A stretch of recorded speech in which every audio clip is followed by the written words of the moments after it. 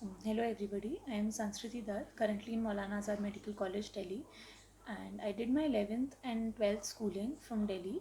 In 2017 मैंने NEET दिया था, तब मेरे 570 आए थे एंड तब मुझे दिल्ली में कॉलेज नहीं मिला, so I decided to take a drop. मेरे मम्मी पापा ने मुझे बहुत ज़्यादा सपोर्ट किया कि they said I could do better, तो इसीलिए मैंने ये डिसीजन लिया एंड तब मैंने देहरादून में अवेरल क्लासेस ज्वाइन करी। एंड 2018 में जब मैंने नीट दिया तब मेरे 632 आए, AIR 374। So my advice to you all, physics के लिए आप ज़्यादा से ज़्यादा क्वेश्चन सॉल्व करें। जितने ज़्यादा आप प्रैक्टिस करेंगे आपको उतनी ज़्यादा आपकी स्पीड बढ़ती रहेगी। ऑल्सो आप कैलकुलेटर मत यूज़ कीजिए, क्योंकि कैलकुलेटर जब आप नहीं यूज़ करते तो आपकी मतलब आपकी कैलकुलेशन उतनी ज़्यादा स्ट्रॉन्ग होती जाएगी। एंड केमिस्ट्री में भी एज मेनी क्वेश्चन, जितने ज़्यादा आप क्वेश्चंस प्रैक्टिस कर पाएँ, क्योंकि किसी भी चैप्टर से सर्टेन टाइप ऑफ क्वेश्चंस ही पूछे जा सकते हैं बस। तो आप जितना ज़्यादा प्रैक्टिस करेंगे, एंड फिज़िकल तो सबसे हो ही जाती है, आई थिंक मेन प्रॉब्लम आती है ऑर्गेनिक और इनऑर्गेनिक में। तो आप जितना ज़्यादा रिवाइज करेंगे उतना ज़्यादा आपके फंडामेंटल्स क्लियर हो जाएंगे। एंड बायो में आप जितना ज़्यादा टाइम आप बायो को देते हैं, आप मैक्सिमम टाइम एनसीईआरटी को और अपने जो भी आप कोचिंग के नोट्स हैं उनको रिवाइज करने में लगाइए। NCERT is very very very important. आप एनसीईआरटी की एक एक लाइन, एक एक स्टेटमेंट आपको आ जानी चाहिए। एंड और through out the year I think बहुत ज़्यादा ज़रूरी है कि आप क्लासेस और टेस्ट्स उनमें रेगुलर रहें।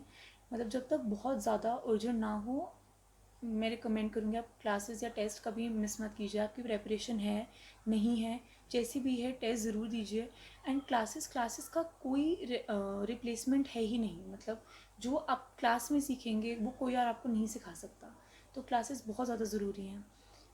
और आई थिंक सोशल मीडिया एक बहुत बड़ा टाइम वेस्ट है। तो आप सोशल मीडिया, मतलब अगर आपको इन्जॉय करना ही है तो आप कोई और तरीके से कर सकते हैं। आई थिंक सोशल मीडिया बहुत ज़्यादा टाइम वेस्ट है। सो सोशल मीडिया अवॉइड कीजिए जब तक, एटलीस्ट आप 1-2 साल जब तक पढ़ना है।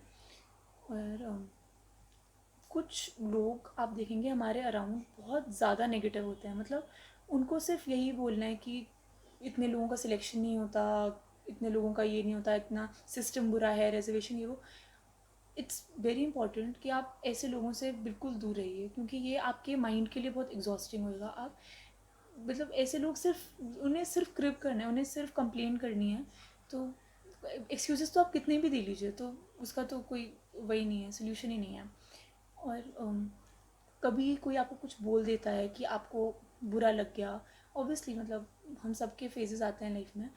तो आप उससे डीमोटिवेट मत होइए। आप उससे मतलब आपको और हाँ हार्डवर्क करना चाहिए। अगर आपको किसी की बात का बुरा लग गया तो इससे आपको और मोटिवेशन मिलनी चाहिए कि आपको और मेहनत करनी है। एंड इट्स वेरी नॉर्मल कि आप कभी केयरलेस हो जाएंगे, कभी आपका पढ़ने का मन नहीं है, कभी आप डिप्रेस हो जाएंगे। तो मतलब मेरे साथ भी आए थे ऐसे फेजेस, आपके साथ भी आएंगे।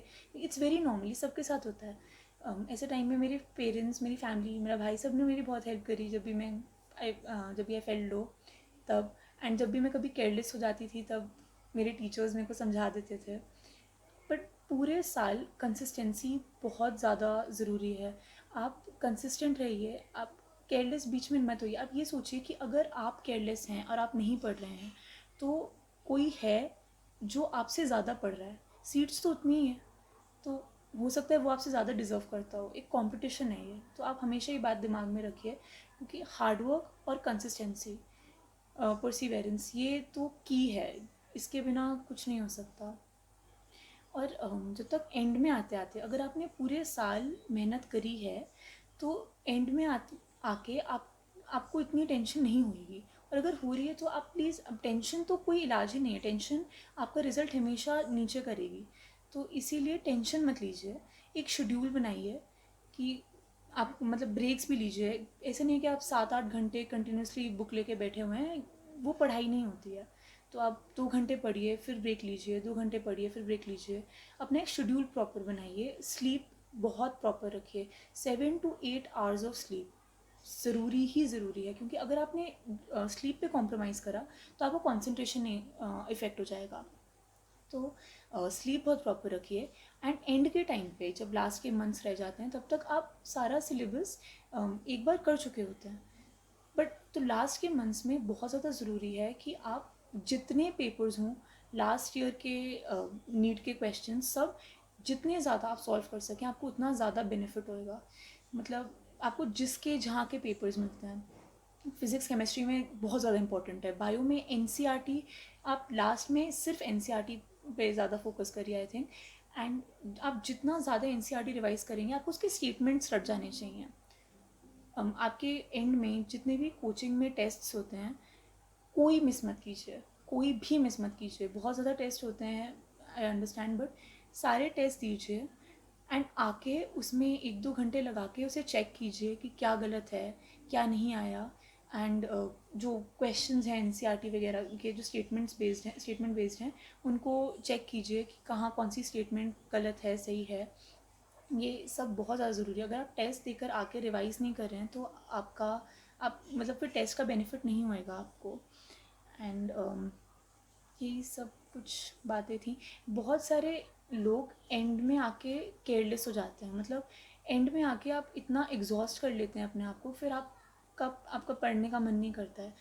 बट एंड में आके आपको सबसे ज़्यादा पढ़ाई करने की ज़रूरत है, क्योंकि बाकी लोग पढ़ना छोड़ देते हैं। तो बहुत ज़्यादा ज़रूरी है कि आप एंड में केयरलेस मत होइए। एंड लास्ट में आई थिंक मैं यही कहूँगी कि आप बिलीव कीजिए, बिलीव इन योर सेल्फ, कि अगर और लोग कर सकते हैं तो आप भी कर सकते हैं, मैं कर सकती हूँ, कोई भी कर सकते हैं, हम सब नॉर्मली होते हैं। तो यही सब कुछ बातें थी जिन्होंने मुझे हेल्प करी बहुत। आई होप ये आपको भी हेल्प करें। All the best.